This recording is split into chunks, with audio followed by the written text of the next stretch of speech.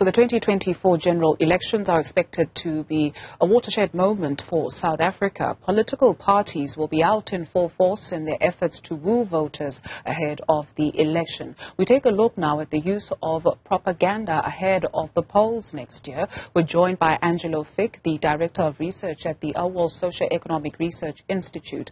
Angelo, thank you very much for your patience with us this afternoon. So when we talk about propaganda, what are we talking about in an effort for the electorate to identify between that and what is the truth?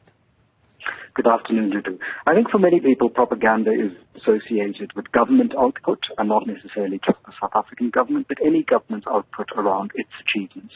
But I think propaganda is one of the ways in which language is used to sway people, to persuade them to a certain understanding of the world. And I think political parties have a long history of doing this. Propaganda has its origins in the way in which war, for example, got dealt with in previous centuries. But the relationship between propaganda and political communication was solidified in the 1920s with the rise of the public relations industry, with people like Walter Lippmann talking about how the use of language, particularly with the arising of new technologies at the time like radio a century ago, could be used to persuade millions of ordinary people to support government and or other corporate and political campaigns. And in South Africa, I think it's a very important conversation to have about propaganda, precisely because propaganda can be resisted through critical literacy. And in South Africa, given our literacy challenges for ordinary people, political parties and corporations can use propaganda, whether it is a spin or whether it is through the advertising industry and its output, to persuade people in ways that are often not in the interests of those people. And ahead of the 2024 election, I think the ordinary electorate is going to have a very tough time to sift through what are claims, what are truths, and which claims and which truths are necessarily in their interest as opposed to in the interest of the people who make those claims. And that's just it. So how would you characterize the use of propaganda by some political parties or political parties in general in the country ahead of next year's vote, and how effective it has been? So I think that we've begun to see a new kind of content of propaganda, but the methods have remained more or less the same. So political parties, in the way in which they talk about issues, you've just heard Julius Malema talking about particular issues around human rights and sexuality and Africanity. In similar ways, there are aspects of the official opposition's talk over the weekend during their Congress around how they are going to bring the ANC below 50%, despite the fact that we know the ANC is likely to poll below 50% regardless of what the official opposition does, precisely because the internal polling of the ANC has indicated this and voting patterns have shown this.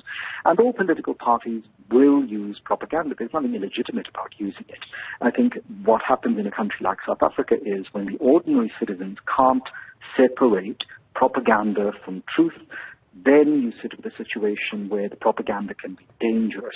And here I think we have much to take accountability for, to take responsibility for, in the quality of education delivered. So every year when Angie Motshekga gets up and reads the pass rates, what lies below those pass rates should concern South Africans. And so propaganda in itself is not a problem, but in a situation where many, many millions of people can't separate what they believe from what the actual record shows is the case, that's a problem. And I think in South Africa, the 2024 election is going to be an important election in which to gauge how political parties use their very selective messaging to persuade people sometimes of counterfactual versions of the world.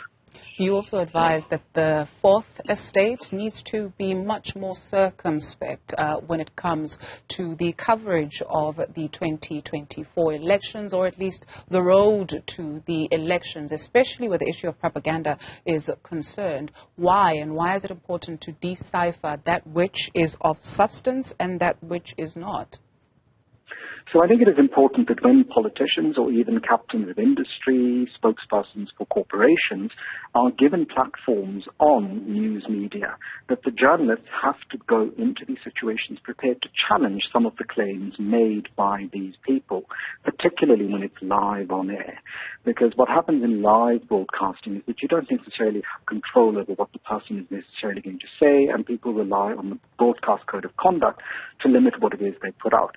But the program programming immediately after that has to reflect on what was just said.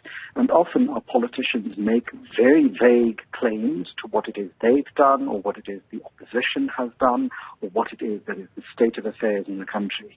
And a good journalist should be able to challenge immediately in either their questions during the Q&A session of that press briefing, or in a report that immediately follows that particular live broadcast, some of the content and claims made. And as we head towards the election, the claims are going to become more and more outlandish.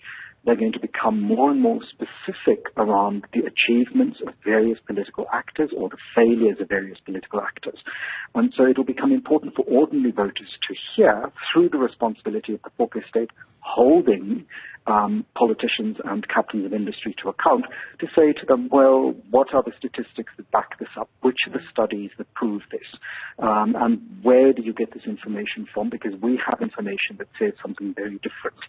And that's going to be difficult, because while the ANC government employees are going to make massive claims for what the ANC has done while in government, the record of failure there is spectacular.